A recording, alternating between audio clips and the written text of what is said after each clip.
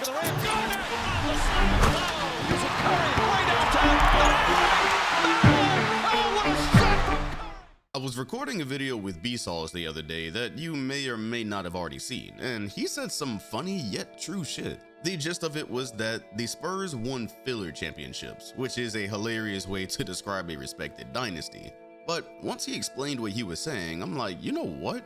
There's something to that claim actually, especially for at least 4 of those titles. Though I would amend his statement by saying they weren't just filler championships. The odd timing of some of their wins were literal transitions for eras in the league.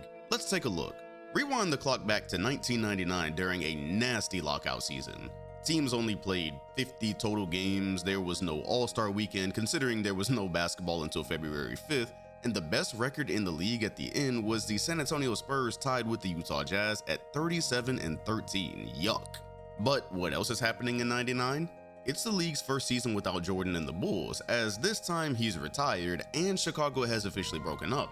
So even if he does eventually return, spoiler alert, he does, it'd never truly be the same. It's really fitting when you think about that dynasty's exit coinciding with the devastation in the league that year.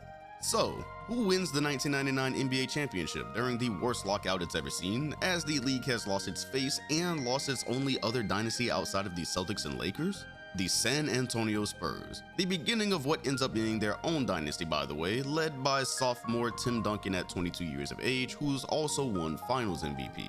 Surely with an accomplishment of that feat at that age, the league has found its next pivot, correct? Not quite. First off, I can't leave the 99 finals without mentioning that this one in particular is the definition of filler. Going against an ace-seeded Knicks team with no Patrick Ewing, I really don't think this finals comes up for any reason in the modern day. Second, it literally bridges to the Shaq and Kobe era where they win 3 straight, 2 of those seasons which directly involved them beating the Spurs in the semifinals and conference finals. So for easy math up to this point, it goes end of the Bulls dynasty, Spurs championship, start of the Lakers dynasty. This is where things get a little tricky however. Tell me what you've heard more about in your lifetime. The 2003 Spurs and Nets finals, or the 2004 Pistons putting an official end to the Lakers era? I say this to say 2 things. A, Spurs Nets is absolutely another filler series you rarely hear of outside of Tim Duncan's closeout game, and B, the Lakers quote-unquote era with Kobe and Shaq doesn't end in most people's minds until that 2004 finals. Okay then, so 2005 is more to the transition point because who shows up and wins gold right after Shaq is traded from the Lakers? The San Antonio Spurs. Defeating the Pistons nonetheless and blocking them from truly ever having an era of their own. So a year passes, Dwayne Wade does his Jordan impression in the 06 finals, bringing us to 2007. And since we already know what happens, I want to play you a clip that's just extremely fitting for the topic at hand. Great job, man. Hey, man, I love how you're on 15 minutes. Stay that way, man. Stay that way. You're going to drive these guys. This is going to be your league in a little while. But I appreciate you giving us this year. There's the man himself telling LeBron James what many can already see.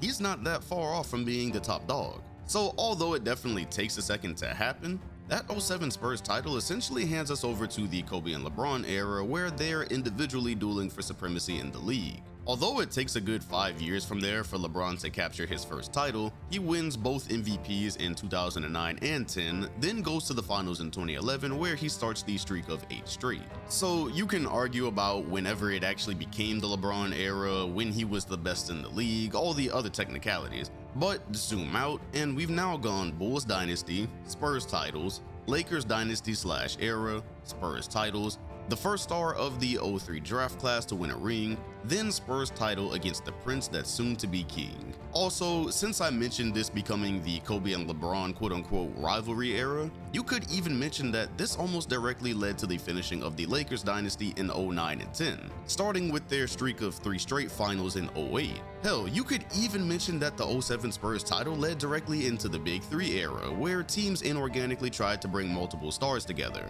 That starts with the 2008 Celtics, the Heat in 11, the Lakers in 13, Brooklyn in 14, and some others I'm sure I'm forgetting. Point remains, take your pick. That 2007 Spurs title transitioned the league to something. Alright, so now it just gets flat out scary.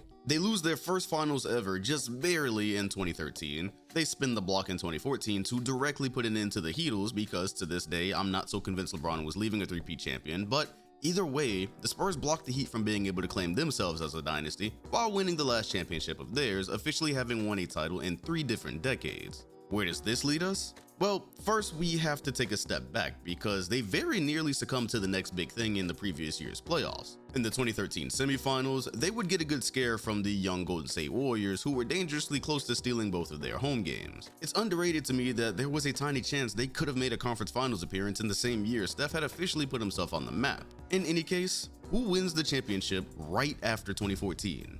The next dynasty. From there, the Golden State Warriors go on to appear in 5 consecutive NBA Finals, winning 3 of them against LeBron and the Cleveland Cavaliers.